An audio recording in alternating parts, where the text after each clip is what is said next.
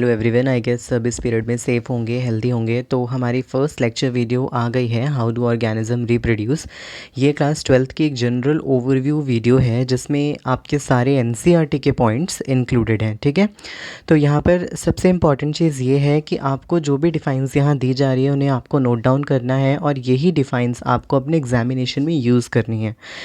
Because NCERT की एक एक लाइन से आपकी आंसर शीट बनती है, आपको पता होगा, और वो वहाँ पर डिमांड करते हैं कि आप एनसीईआरटी से ही सब कुछ लिखें। तो पहली चीज़ जो हमें देखनी है कि इस वीडियो में क्या क्या टॉपिक्स इंक्लूडेड हैं। ठीक है, और हाँ, एक और मोस्ट इंपॉर्टेंट चीज़ ये है कि आप इस वीडियो को पॉज करके जो जो पॉइंट्स यहाँ पर डिस्कस किए गए हैं उन्हें नोट डाउन कर लेना। ठीक है, तो टॉपिक्स क्या हैं? पहला डेफिनेशन, डेफिनेशन किसकी? रिप्रोडक्शन की। ठीक है, उसके बाद यहाँ पर नेक्स्ट चीज़ जो हम देख रहे हैं वो ये है कि लाइफ स्पैन क्या होता है, उसकी डेफिनेशन। पर्पस क्या है रिप्रोडक्शन का, कि क्यों करना चाहिए रिप्रोडक्शन। उसके बाद टाइप्स ऑफ रिप्रोडक्शन, हम सब पढ़ चुके हैं 10th क्लास में। टाइप्स क्या क्या होते हैं? असेक्सुअल होता है और दूसरा सेक्सुअल होता है। असेक्सुअल की डिफाइन, कैरेक्टरिस्टिक्स और उसके टाइप्स। यहाँ सिर्फ टाइप्स डिस्कस होंगे, कैरेक्टरिस्टिक और डिफाइन हम नेक्स्ट डिटेल वीडियो में करने वाले हैं, क्योंकि एक जनरल ओवरव्यू वीडियो है तो यहाँ पर ये सब नहीं डिस्कस होगा। सिर्फ कुछ बेसिक्स डिस्कस होंगे जो आपके दिमाग में बैठना ज़रूरी है, क्योंकि यही बेसिक्स आगे जाके चैप्टर का एक बड़ा आपको आइडिया दे देंगे कि क्या क्या इस चैप्टर में इंक्लूडेड है। ब्रीफ वीडियोस भी आएंगी, अभी एक जनरल वीडियो है। तो अब पहले बात करते हैं डेफिनेशन ऑफ रिप्रोडक्शन की। ये एक बायोलॉजिकल प्रोसेस है in which an organism give rise to young ones similar to itself. अब इसका मतलब क्या है? ये एक बायोलॉजिकल प्रोसेस है, नेचुरल प्रोसेस है, जिसमें कोई भी ऑर्गेनिज्म अपने जैसे दिखने वाले ऑर्गेनिज्म को प्रोड्यूस करता है। ठीक है, तो इसका एक ऐसा समझ लो कि एक ऐसा प्रोसेस जिसमें आपके जैसे दिखने वाले इंडिविजुअल्स का प्रोडक्शन होगा, जिसको हम क्या कहते हैं? ऑफस्प्रिंग। ठीक है, अब जो ऑफस्प्रिंग बनता है वो मैच्योर होता है। ठीक है, फिर वो भी अपने जैसे दिखने वाले ऑफस्प्रिंग को प्रोड्यूस करता है। तो एक जनरल लाइफ साइकिल चलती है जिसमें क्या है? बर्थ है, ग्रोथ फेज़ है और डेथ फेज़ है। ठीक है, तो ये सारी चीज़ें डिटेल में आगे डिस्कस होने वाली हैं। और दूसरी चीज़ क्या है कि रिप्रोडक्शन एक फंडामेंटल फीचर होता है लिविंग ऑर्गेनिज्म का। ये चीज़ आप डिटेल में क्लास 11th में पढ़ के आ चुके हैं। नेक्स्ट, यहाँ होता क्या है? यहाँ जेनेटिक मटेरियल का ट्रांसमिशन होता है एक जनरेशन से दूसरी जनरेशन में। अब ये होता कैसे है? स्पर्म के अंदर हाफ डीएनए है, एग के अंदर हाफ डीएनए है, दो डीएनए मिलेंगे, एक न्यू कॉम्बिनेशन ऑफ डीएनए बनेगा। और उसके अलावा सबसे इंपॉर्टेंट चीज़, यहाँ आपके पेरेंट के कैरेक्टर और ट्रेट आप में ट्रांसफ़र किए जाते हैं। तो यहाँ पर बेसिकली जेनेटिक मटेरियल का ट्रांसमिशन हो रहा है एक जनरेशन से दूसरी जनरेशन में, जो डीएनए भी हो सकता है या आरएनए हो सकता है। नेक्स्ट, ये इंश्योर करता है कि एक पर्टिकुलर स्पीशीज़ इस धरती पे लंबे समय तक बनी रहे। इस चीज़ की इंश्योरिटी कि भाई जैसे कि डायनासोर का एग्जांपल है, अगर वो रिप्रोडक्शन करते रहते तो यहाँ पर उनकी स्पीशीज़ आज भी हम देख पाते, बट नहीं, वहाँ पर नहीं हो पाया रिप्रोडक्शन, क्योंकि एक जगह पे सिर्फ एक पर्टिकुलर मेल पॉपुलेशन थी, दूसरी जगह पे एक फीमेल पॉपुलेशन थी, तो मेटिंग नहीं हुई। मेटिंग नहीं हुई तो यहाँ पर क्या हुआ? प्रोडक्शन नहीं हुआ न्यू स्पीशीज़ का, या प्रोडक्शन नहीं हुआ सेम स्पीशीज़ का, तो हमें एक जैसी स्पीशीज़ देखने को नहीं मिली। ठीक है, तो रिप्रोडक्शन आपकी एक स्पीशीज़ मेंटेनेंस के लिए भी ज़रूरी है। अब आता है topic life span. Life span क्या है?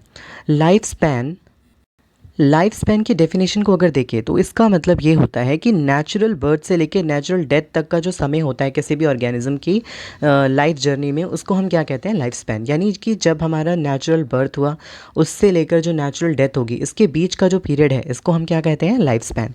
अब लाइफ स्पैन किसी किसी ऑर्गेनिज्म का मिनट्स के बराबर होता है, कुछ मिनट्स जीते हैं वो लोग, और किसी किसी ऑर्गेनिज्म का थाउजेंड्स ऑफ ईयर्स हो सकता है। फॉर एग्जाम्पल, अगर हम बैक्टीरियल सेल की बात करें तो वो उतना लंबा नहीं सर्वाइव करते।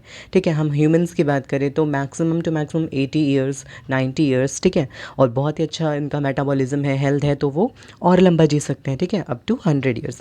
अब नेक्स्ट यहाँ पर एक एग्जांपल दिया हुआ है, life span of May fly is 1 day. मतलब क्या है कि मे फ्लाई जो है वो सिर्फ एक दिन तक जीती है, उसका लाइफ स्पैन एक ही दिन का है। यानी कि वो क्या होगा कि उसके नेचुरल बर्थ से नेचुरल डेथ तक का समय सिर्फ एक दिन है। उसके अलावा नेक्स्ट चीज़ क्या है?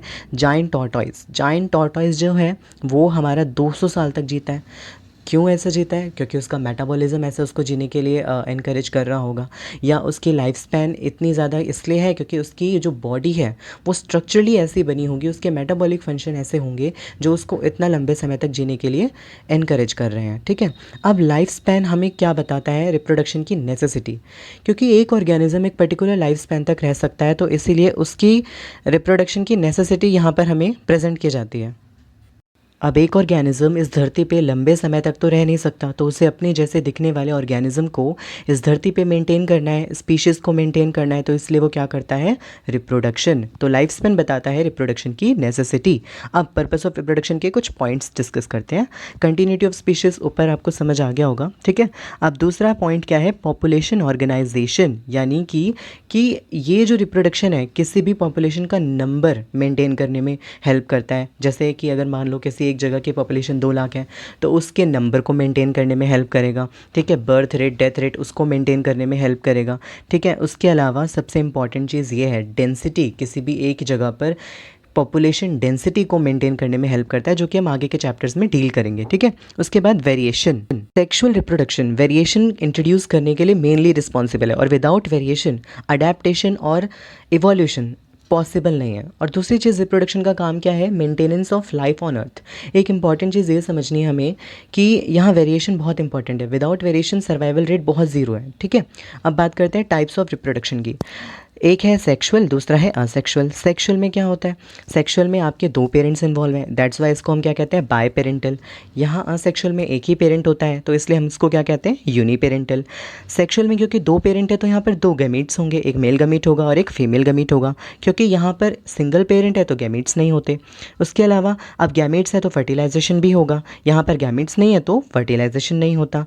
सेक्सुअल में अगर हम बात करें तो यहाँ मियोसिस माइटोसिस होती है, और असेक्सुअल में हमारे पास जनरली क्या हो रखी होती है, माइटोसिस। यानी क्या हो रही होती है, माइटोसिस, क्योंकि यहाँ सिंगल सेल या सिंगल पेरेंट है तो जनरली माइटोसिस ही होती है। इसके बारे में और डिटेल में नेक्स्ट वीडियो में जब हम इनके पार्ट्स डिस्कस करेंगे तब इसको और डिटेल में करेंगे, ठीक है।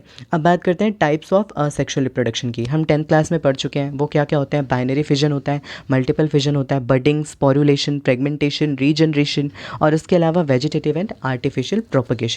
ये सारे पार्ट्स एक एक करके इनके कैरेक्टर और डिटेल हम डिस्कस करेंगे अपकमिंग वीडियोस में, ठीक है। Thank you.